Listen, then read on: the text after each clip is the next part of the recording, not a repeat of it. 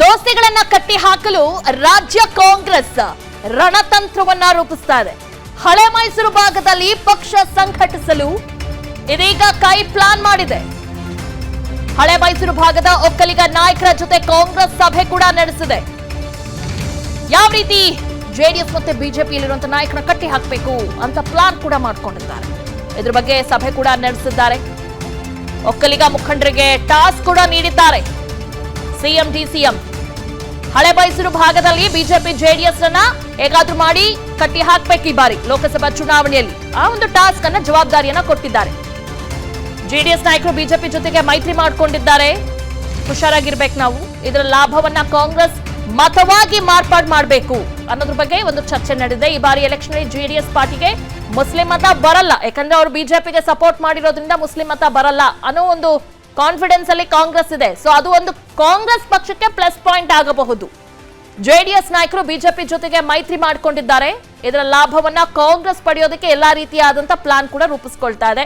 ಈ ಬಾರಿ ಎಲೆಕ್ಷನ್ ಅಲ್ಲಿ ಜೆಡಿಎಸ್ ಪಾರ್ಟಿಗೆ ಮುಸ್ಲಿಂ ಮತ ಬರಲ್ಲ, ಒಕ್ಕಲಿಗ ಮತಗಳು ಕೂಡ ಮೈಸೂರು ಭಾಗದಲ್ಲಿ ಡಿವೈಡ್ ಆಗುತ್ತೆ. ಹೀಗಾಗಿ ಒಕ್ಕಲಿಗರ ವಿಶ್ವಾಸ ಗಳಿಸೋದಕ್ಕೆ ಟಾಸ್ಕ್ ಅನ್ನ ನೀಡಿದ್ದಾರೆ ಸಿಎಂ ಡಿಸಿಎಂ.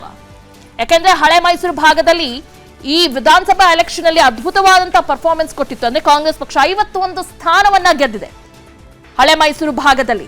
ಹೀಗಾಗಿ ಈ ಒಂದು 50 ಸ್ಥಾನ ಗೆದ್ದಿರೋದ್ರಿಂದ ಈ ಬಾರಿ ಲೋಕಸಭಾ ಚುನಾವಣೆಯಲ್ಲೂ ಕೂಡ ಒಂದಷ್ಟು ಸ್ಟ್ರಾಟಜಿಯನ್ನ ಮಾಡೋದಕ್ಕೆ ಕಾಂಗ್ರೆಸ್ ಮುಂದಾಗಿದೆ. ಜೆಡಿಎಸ್ ಬಿಜೆಪಿಯ ಮೈತ್ರಿಯ ಒಂದು ಪ್ಲಸ್ ಪಾಯಿಂಟ್ ಈ ಬಾರಿ ಕಾಂಗ್ರೆಸ್ಗೆ ಸಿಗತ್ತಾ? ಕಾದು ನೋಡೋಣ ಫಲಿತಾಂಶ ನಂತರ. ದೋಸ್ತಿಗಳನ್ನ ಕಟ್ಟಿ ಹಾಕಲು ರಾಜ್ಯ ಕಾಂಗ್ರೆಸ್ ರಣತಂತ್ರವನ್ನ ರೂಪಿಸ್ತಾ ಇದೆ. ಹಳೆ ಮೈಸೂರು ಭಾಗದಲ್ಲಿ ಪಕ್ಷ ಸಂಘಟಿಸಲು ಇದೀಗ ಕೈ ಪ್ಲಾನ್ ಮಾಡಿದೆ.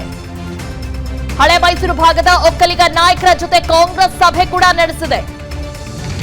ಯಾವ ರೀತಿ ಜೆಡಿಎಸ್ ಮತ್ತೆ ಬಿಜೆಪಿಯಲ್ಲಿರುವಂತಹ ನಾಯಕರ ಕಟ್ಟಿ ಹಾಕಬೇಕು ಅಂತ ಪ್ಲಾನ್ ಕೂಡ ಮಾಡ್ಕೊಂಡಿದ್ದಾರೆ. ಇದ್ರ ಬಗ್ಗೆ ಸಭೆ ಕೂಡ ನಡೆಸಿದ್ದಾರೆ. ಒಕ್ಕಲಿಗ ಮುಖಂಡರಿಗೆ ಟಾಸ್ಕ್ ಕೂಡ ನೀಡಿದ್ದಾರೆ ಸಿಎಂ ಡಿಸಿಎಂ. ಹಳೆ ಮೈಸೂರು ಭಾಗದಲ್ಲಿ ಬಿಜೆಪಿ ಜೆಡಿಎಸ್ ಅನ್ನ ಹೇಗಾದ್ರೂ ಮಾಡಿ ಕಟ್ಟಿ ಹಾಕಬೇಕು ಈ ಬಾರಿ ಲೋಕಸಭಾ ಚುನಾವಣೆಯಲ್ಲಿ. ಆ ಒಂದು ಟಾಸ್ಕ್ ಅನ್ನ ಜವಾಬ್ದಾರಿಯನ್ನ ಕೊಟ್ಟಿದ್ದಾರೆ. ಜೆಡಿಎಸ್ ನಾಯಕರು ಬಿಜೆಪಿ ಜೊತೆಗೆ ಮೈತ್ರಿ ಮಾಡಿಕೊಂಡಿದ್ದಾರೆ. ಹುಷಾರಾಗಿರ್ಬೇಕು ನಾವು. ಇದರ ಲಾಭವನ್ನ ಕಾಂಗ್ರೆಸ್ ಮತವಾಗಿ ಮಾರ್ಪಾಡು ಮಾಡಬೇಕು ಅನ್ನೋದ್ರ ಬಗ್ಗೆ ಒಂದು ಚರ್ಚೆ ನಡೆದಿದೆ. ಈ ಬಾರಿ ಎಲೆಕ್ಷನ್ ಜೆಡಿಎಸ್ ಪಾರ್ಟಿಗೆ ಮುಸ್ಲಿಂ ಮತ ಬರಲ್ಲ, ಯಾಕಂದ್ರೆ ಅವರು ಬಿಜೆಪಿಗೆ ಸಪೋರ್ಟ್ ಮಾಡಿರೋದ್ರಿಂದ ಮುಸ್ಲಿಂ ಮತ ಬರಲ್ಲ ಅನ್ನೋ ಒಂದು ಕಾನ್ಫಿಡೆನ್ಸ್ ಅಲ್ಲಿ ಕಾಂಗ್ರೆಸ್ ಇದೆ. ಸೊ ಅದು ಒಂದು ಕಾಂಗ್ರೆಸ್ ಪಕ್ಷಕ್ಕೆ ಪ್ಲಸ್ ಪಾಯಿಂಟ್ ಆಗಬಹುದು. ಜೆಡಿಎಸ್ ನಾಯಕರು ಬಿಜೆಪಿ ಜೊತೆಗೆ ಮೈತ್ರಿ ಮಾಡಿಕೊಂಡಿದ್ದಾರೆ. ಇದರ ಲಾಭವನ್ನ ಕಾಂಗ್ರೆಸ್ ಪಡೆಯೋದಕ್ಕೆ ಎಲ್ಲಾ ರೀತಿಯಾದಂತಹ ಪ್ಲಾನ್ ಕೂಡ ರೂಪಿಸಿಕೊಳ್ತಾ ಇದೆ. ಈ ಬಾರಿ ಎಲೆಕ್ಷನ್ ಅಲ್ಲಿ ಜೆಡಿಎಸ್ ಪಾರ್ಟಿಗೆ ಮುಸ್ಲಿಂ ಮತ ಬರಲ್ಲ, ಒಕ್ಕಲಿಗ ಮತಗಳು ಕೂಡ ಮೈಸೂರು ಭಾಗದಲ್ಲಿ ಡಿವೈಡ್ ಆಗುತ್ತೆ. ಹೀಗಾಗಿ ಒಕ್ಕಲಿಗರ ವಿಶ್ವಾಸ ಗಳಿಸೋದಕ್ಕೆ ಟಾಸ್ಕ್ ಅನ್ನ ನೀಡಿದ್ದಾರೆ ಸಿಎಂ ಡಿಸಿಎಂ.